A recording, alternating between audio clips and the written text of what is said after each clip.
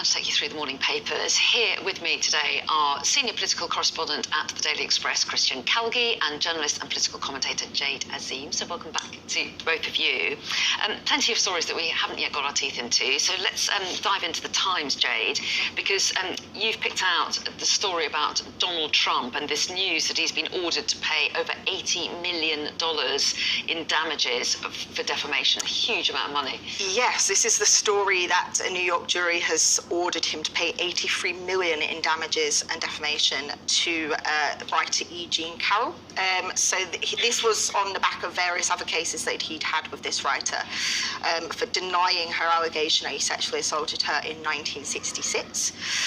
Invariably, he's taken to social media to call it a witch hunt, and it'll be quite interesting after his very significant wins in New Hampshire and Iowa whether this prevents his sort of march to a nomination.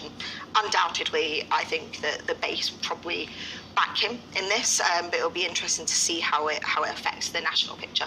Well, that's right, yes, because it looks like, according to the polls, that these legal woes, he's managed to weaponise them in his favour, hasn't he? And it's played to his supporters. But the big question is, if he does win the Republican nomination and he's up against Joe Biden, whether or not that could change minds on a national picture like that. Yes, well, of course, the base is what matters at the moment. The national picture is very different, and that will no doubt count against him. Whether enough to prevent him getting back into the White House, that's a different question. But I find the whole change in attitudes within the Republican Party from this sort of Christian, whiter than white, Bible, bashing, all the rest of it, to falling solely behind a guy with all these allegations against him, quite salacious and all the rest. I just find that a fascinating change in American politics. Yeah, and it'd be really interesting to see how much this does change his behaviour, whether money talks, because he continued to deride this woman after he lost the first case, and that's what's got him into such trouble. And now with an $80 million bill, whether that will mean that he'll lay off. So far, he hasn't. He's blamed it on Biden, I think. Yes. I thought a Biden-directed witch hunt or something. Anyway, let's move on, shall we? And Christian, you're taking us to the Eye, and their big splash on their front page is about, they talk about the harm, they say, that Britain's move to get closer ties with China has done. Yeah. So what's behind that? So we talked about Russia earlier. Now move on to China, the other big threat, and what British spy experts, the former deputy head of MI6, has warned that the push for the golden era under David Cameron and George Osborne from 2010 to 2016 harmed UK intelligence gathering. They say that too few British agents have neither the required knowledge of China nor the level of Mandarin to properly understand what's going on. And obviously this isn't just a historical issue, but with Cameron's return to the Foreign Office, it's also deeply embarrassing for the current government, and Cameron continues to say he has no regrets, even though, frankly, I think he should have some regrets, and he argues that the golden era was necessary to boost the economy, but like with Russia, as we said earlier, we were far too complacent, and we failed to recognise that actually bringing them closer to us has significantly undermined national security. There will have been people that supported him at the time and will have said the way to change and have influence is, through open doors and discussion, and through friendship rather than hostility. I mean, there is that school of thought, isn't there? Quite possibly, and Lord Cameron had... They brought him back, given the reputation that he once had. He was seen as a big figure that had this good record and knowledge of the international stage, so it seemed. So this briefing is very, very difficult for the government. Yeah, quite difficult for him to read this morning in the papers. OK, take us on, and we're going to talk HS2, Jade, aren't we? This has made the front page of the FT. yet another story about HS2. What's this one telling us? Yes, so this is a story about how the Prime Minister is considering tearing out first-class seats to improve capacity because HS2 trains are smaller than existing trains. They're worried about the capacity generally going forward.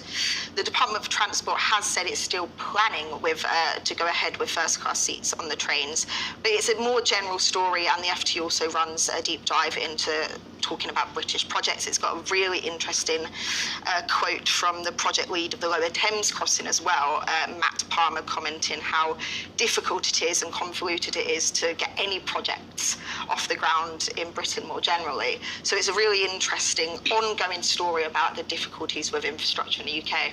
Well, yeah, and I suspect not the last we've heard about HS2.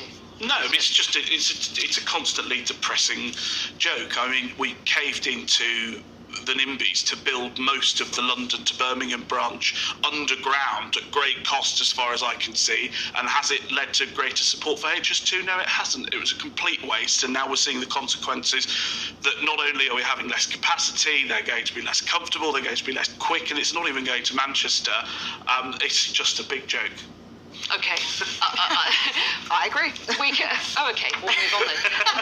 Let's go to the Daily Mail and Boris Johnson's column in the Mail. He quite often, creates a headline. What's he saying this time?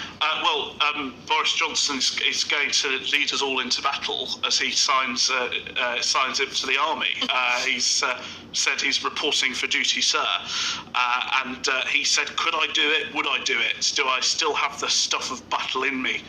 So yes, he's going to sign up, but he undermines his case for leading us into war with a rather interesting anecdote from his time at the CCF, where he reveals he caused the platoon to spend a very wet and cold night in the open on Salisbury Plain, guarding what turned out to be the wrong pylon. Well, that fills you with confidence, doesn't it? But I mean, this is basically off the back of the warnings that, if Russia can't be stopped, we all have to kind of face a different kind of world, and the country needs to be ready for a kind of ongoing conflict, potentially further down the line. And it's been a debate that's been had all week, really, hasn't it? Yeah, I mean, it's a sort of light-hearted take on what is quite a significant story, and we've been going through these stories about national security more generally. Yeah.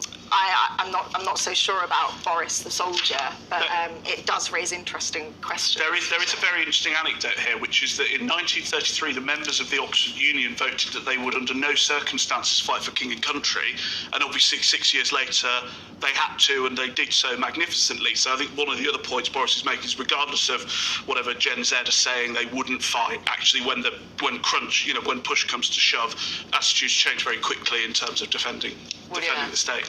And we should say that the government is saying we're not They've ruled about us out. conscription. Yeah, exactly.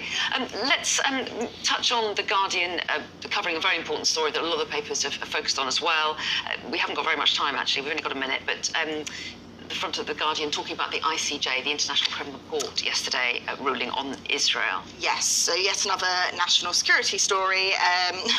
Talking about how the ICJ has asked Israel to take all measures within its power to desist. And I should say ICJ is International Court of Justice. International Court of Justice. I got the title wrong, sorry. Of course. This was a case brought forward by South Africa. They did stop short of saying to desist from operations altogether, but it does pose interesting questions for the UK government and for the Labour Party. Absolutely, and we will hear a lot more about that. Have we got time to very briefly talk about Lord Frost? Yes, well, apparently he could lose the whip over this weird sort of Conservative Britain Alliance group that did the polling, showed the Tories were heading for a wipeout. They say if the Tories whip has said that if Reform UK seemed to be behind this group, then Lord Frost would have been helping a rival party and could lose the whip. Yeah, but we don't know where that money's We don't know where it's come from yet, no. That's the big question. OK, that's something that we will no doubt hear more about. And we'll be back with both of you in an hour's time. But for the moment, thanks very much indeed. Thank you so much.